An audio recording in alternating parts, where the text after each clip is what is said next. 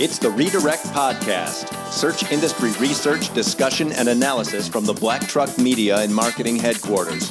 And now, redirecting you to the Black Truck team.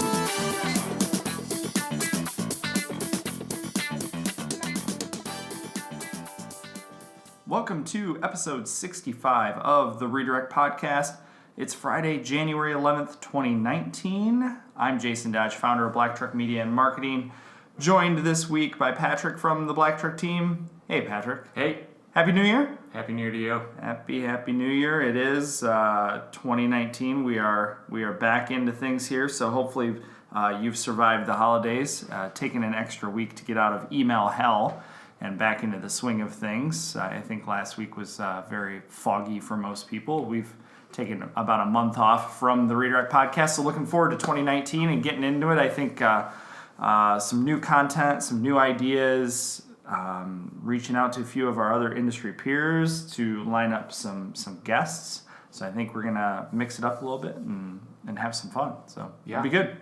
I think we wanted to dedicate this episode more to, typically our format and our style is I have no idea what the other person is going to be talking about and bringing up. So it's very much conversational style. We do this in kind of one shot, one take, no edits, shotgun approach. But I think this one's a little bit different in the sense that we probably have a general direction on what each of us is going to talk about, and that's more, what did we learn in 2018 that worked, what didn't, but most importantly, what's search marketing look like in 2019 moving forward? And every year it seems that there are many predictions from our peers in the search marketing community on what to expect, what might work, what might not work. And I've consumed a bunch of information in the past couple of weeks, and kind of what I've come up with here is an outline on a few things that I think that we agree with, and we would consider not only hanging our hat on, but being pretty confident that in stating that some of these things should be considered for this year moving forward in your strategies.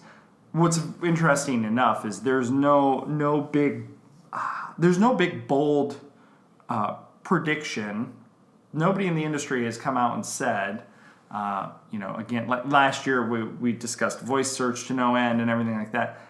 That's not really a thing right now. Right. So we're not going to get into this topic of SEO is dead and blah, blah, blah. That's another one that actually I have not read lately, anybody claiming that SEO is dead. So that's good for everybody, I suppose. Yeah, they're starting to learn. Mm-hmm. It's the trickle down of educating the right people about the right things, and elements of certain SEO archaic practices are dead. Right. Well, look, it even just recently somebody caught wind that Google shared leaked information on how they approach SEO.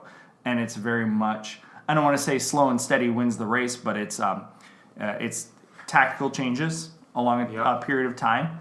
And that's how they're growing things, Was that there's 7,000 internal pages? I don't remember the exact one. Yeah. But it just goes to be a big reminder that SEO is very much a marathon, right? That's the long-term game that we're playing, and whereas things like PPC, so your SEM side and your paid socials of the world and things are that short game, instant gratification. So, anyways, let's jump in. The big standout of everything that I've kind of read is more performance, right? So. Content aside, audience aside, we can talk about that as just strictly more performance. How do you eke out as much performance out of your site as you can? And when I bring that up, it's very much on the subject of things like site speed and how do we really make a site perform better from this technical perspective. So anything that is going to help the machine get through it much faster is going to be better. So on the technical aspect, we've got speed. So how do we become simpler, faster? We know that Google's rewarding sites that are probably a little bit faster to this whole first meaningful paint. So that's the content that's actually relevant to you and I as human beings. The faster that it gets to that, typically those are the sites that are rewarded. So if you're dealing with a site that has just a slow load speed in general, use Google's free page speed tool and see what the bottlenecks are. That also will transcend into your paid search campaigns too. Google isn't going to really like the fact that you are serving up slow loading pages to people that you're advertising to. Yeah. So we've seen that a number of times. You'll still pay for the click. Right. You're going to pay for the click, but eventually Google's going to say, geez, I really don't want to send people to this page because it's a poor user experience. One that keeps coming up too, JavaScript. Big frameworks that are heavily JavaScript driven. So you might want to know a little bit about JavaScript. You might want to buddy up with a developer if that's not your key area. And then one recommendation that came out of some SEO trend articles, specifically from SEO Journal, our Search Engine Journal, was the concept of progressive web apps, or PWAs. And this was something I think that even goes back to 2016, 2017. Cindy Crum at Mobile Moxie was talking about PWAs and how you can basically keep you're trying to create a keepable experience, if you will, for your users that would likely put it on their home screen. So it's nothing that we've dealt with yet here, but it is an interesting performance concept. The other thing on the technical side to touch on here too is a lot of last year was AI and machine learning. I think it was probably, it seemed like every discussion or industry event that we attended in 2018 was fueled by machine learning and AI. Yeah, automate. That hasn't changed. No. If anything, it's progressing. Yep. And so you need to focus on things like ways in which you can assist those applications. So machine learning and AI to get through your site. Yeah. Structured markup. So structured markup, so like schema language and vocabulary, it helps be the link between the topics and behaviors. So that's your information architecture, metadata, structured markup. So those are the big standouts for me outside of content and audience, which we can talk about. I'm curious to see where you're going to go here.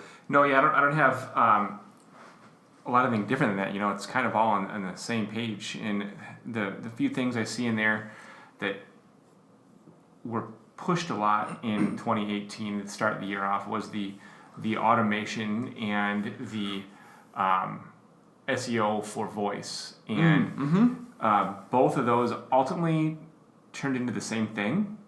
As far as the answer is, do everything to keep it human and clean, because those are what the algorithms feed off of. And as long as you can maintain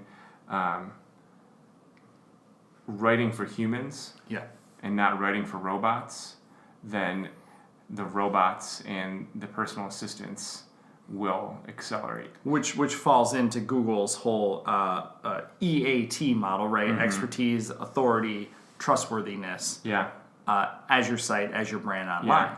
Using the automation tools is one thing, because you have to be able to program those automation tools. But then the data that those automation tools are using to create your reports are being generated on the data that was used to create those pages. Oh yeah, so like I think specifically back to MozCon 2018, Brittany Muller from Moz talks about using, it was either, I think it was machine learning aspects to, I think the example she used was, say, a large e-commerce site to build out page titles and descriptions, what I refer to as automagically, using machine learning or AI to knock those out for you instead of having to manually do it. To your point that you kind of always made was, that's great.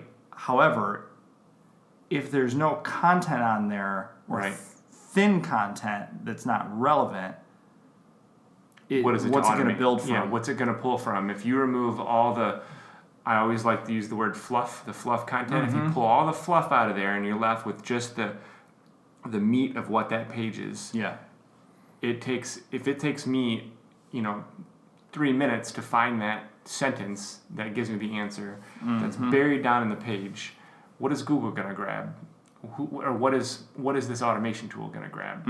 You can build all the automation you want, but if you're just grabbing different layers of dirt, And this, what can be said about Google can be said about Bing too, right? Bing's following suit with the whole idea of they're going to reward EAT in the sense that they're one of their senior program managers mentioned that really their algorithm is going to be built that would rank documents in the same order that us as human beings would.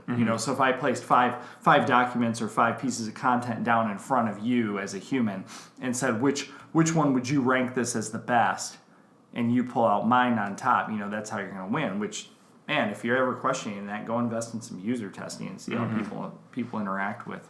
Yeah, you mentioned Bing too. That's always an interesting one that I feel like I personally neglect. I think most do. Yeah, right? it's 10 to 15% of traffic on average, I would say. Yeah. And you wouldn't just ignore 10 to 15% of your clientele. No. You've got 10 to 15% of your audience is coming to your site from Bing. Agreed. You should provide some attention to it, and I feel like I don't do enough in Bing on that one. Yeah, the easiest place to start there for most people, if maybe this sparks some, I guess, ideas in mind. I'm like, oh, gee, I should probably do the same thing.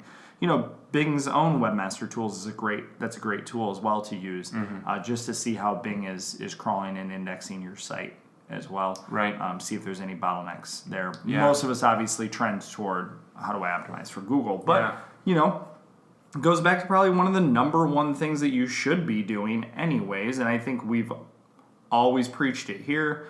And hopefully educating others as well as understanding your audience and then growing that into the why. What's the intent of that audience?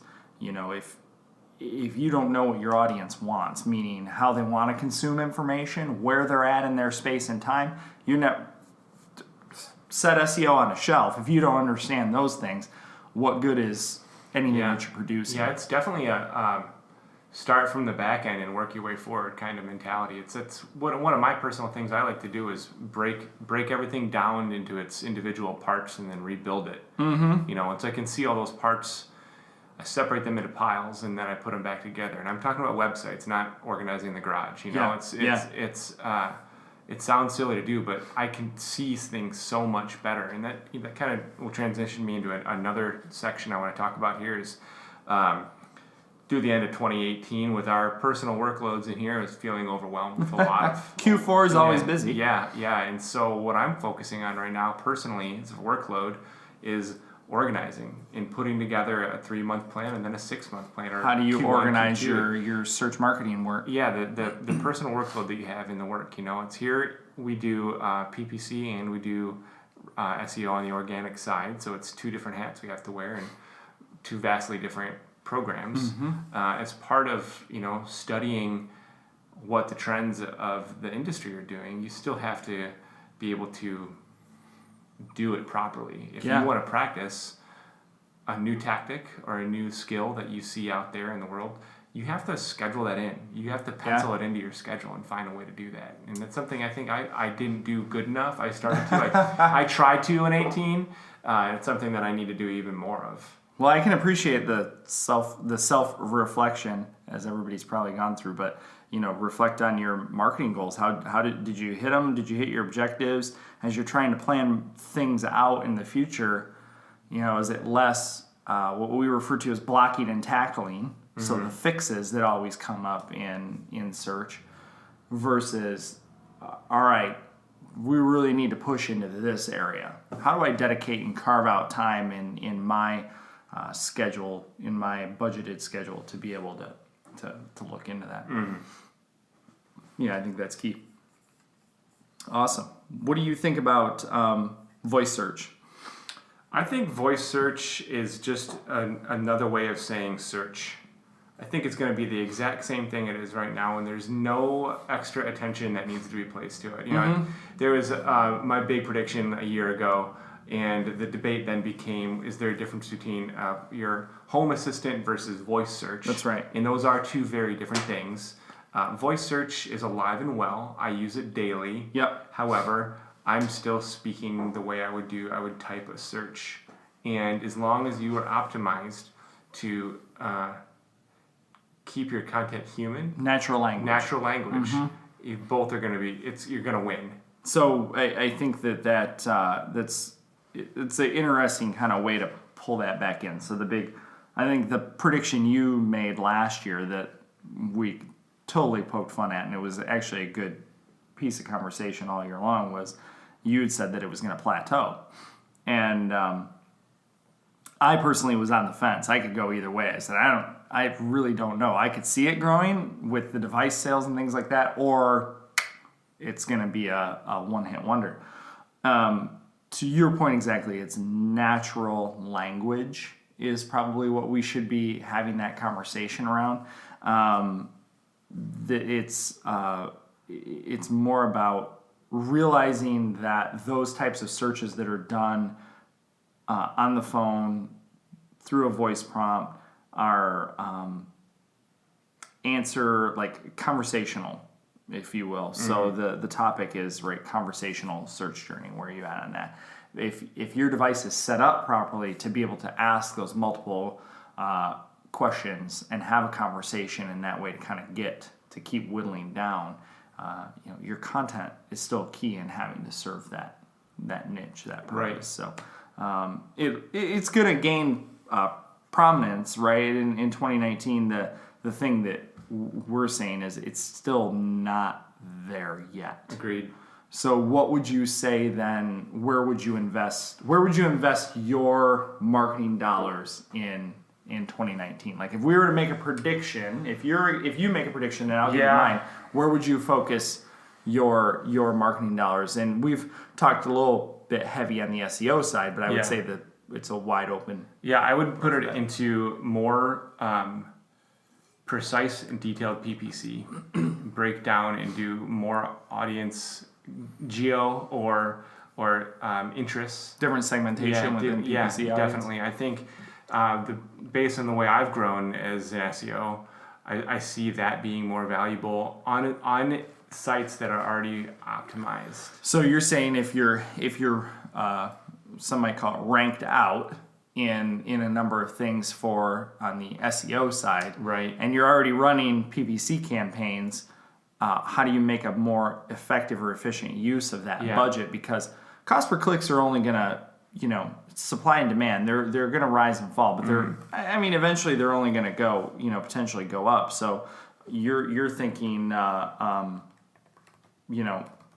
basically you need to have better segmentation, be very detailed about what it is that you're doing. Right. Okay. Get rid of the tire kickers and better vet your audience, and you might have clicks and impressions might go down. You might have less visitors to the site, but you'll see those page views go up. You'll see time on site go up, and it'll lead to ultimately better conversions, I feel, as well. How do you feel about what do you think about other formats? So when we talk traditionally about PPC, we're thinking search. But what do you think about display, paid social, video? Yeah. I mean, they all in a true integrated campaign, we want to do it all. But right. And every industry and every product is going to have a different niche and where it fits. And I think take advantage of some of the free tools to start with that you don't have to pay extra for. For example, when I really started pushing at the end of the year was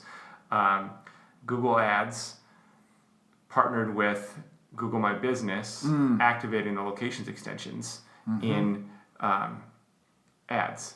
Yeah. Because that draws in your Google My Business, which creates the ability, you have no control as an ad manager, but it brings in ads in Google Maps. So you're saying instead of, if I can break this down to be a little bit more specific, is you are you're saying instead of running your standard campaign, you talked about better segmentation, whether that's geolocation, audience layers that we can now add in, which we see great results from, which is a kind of a morphs in from the display network, to also making sure you're taking advantage of, I call it air quotes, all the things, meaning all of the extension opportunities that make sense for your business, as well as different ad unit types and things like that.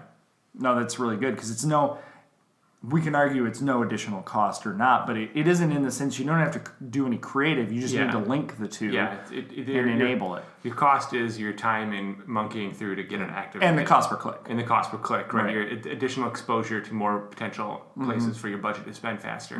However, it's an audience that you're not currently reaching that you need to reach. True. And I think to that end as well, a growing trend, I think, for 19. We saw it in Q4 here with the big sales season and holiday shopping season.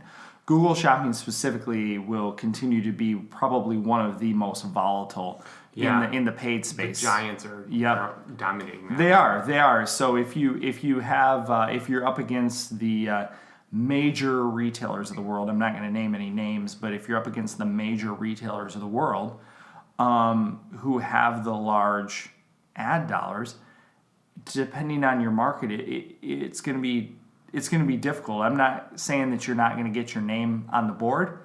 You're not going to get your name on the board as frequently or have You're not going to take up 4 seats at the table. You might have 1, but you're not going to get as much play as they are. Yeah. And Google seems to be, what I noticed in kind of a post-mortem on a couple pretty major things that we were involved in for retail, was Google is favoring their own product. Right. So we saw the increase in, it would be known as Google Express. That blue blimp. Hot air balloon. Yep, which is their competitive product, if you will, to Amazon Prime. Yeah. Certainly not as frictionless as Amazon Prime, but the key there is to understand that only major retailers were welcomed into that beta. Right. So your major big box home improvement stores, people like that, home goods type stores, major accessory apparel companies, appliances, that Google tends to have those industry verticals in retail that they use to beta test, because those companies have the budget to do so. And what was interesting is I had done a number of tests to see that they were in fact favoring their own, the Express checkout. So if that retailer was tied into Google Express, odds are that ad was going to be shown over the other ones. Yeah, it's interesting too because they're pushing it hard. To switch over into my consumer hat, I bought a small television in early fall, and Best Buy had it. But if I were to buy it through Google Shopping and use Google Express for the first time, they gave me $20 off, up to 20% up to $20. And you still picked it up in the store? No, I had it shipped to my house. Okay. It was 2 days. It came from Best Buy still. It was quick and easy. However, everywhere I went, my shopping process was probably 2 to 3 weeks, before I finally pulled the trigger. And I was being followed like crazy on that Google Express thing, and always being reminded to use that 20% off. And I finally used it because I got that $20 off. And what's interesting now, after that first transaction, Google has stored my... I didn't get a reminder because I must have accepted terms and conditions somewhere, but my credit card is now stored in there. In any shopping place I go, anytime I click on a field that has a card, a card field, Google asks me if I want to use that Google Express profile. Interesting. Yeah, and it's just Google dominating what it does. You're using Chrome, and it's a Google product, and you're finding your shopping through Google, and it's all coming together. And it's that whole notion that Ashley has spoken before of that Google wants you to stay on Google. For sure. You know, we've all talked about It's been that way for years now, Yeah. right? And that's the most disruptive thing that they can do is just keep you in platform. Right. And Facebook's no different, right? Facebook wants to try and keep you there. Is the reason that you know your YouTube videos don't autoplay or won't play in Facebook anymore, right? They're favoring their own platform over that.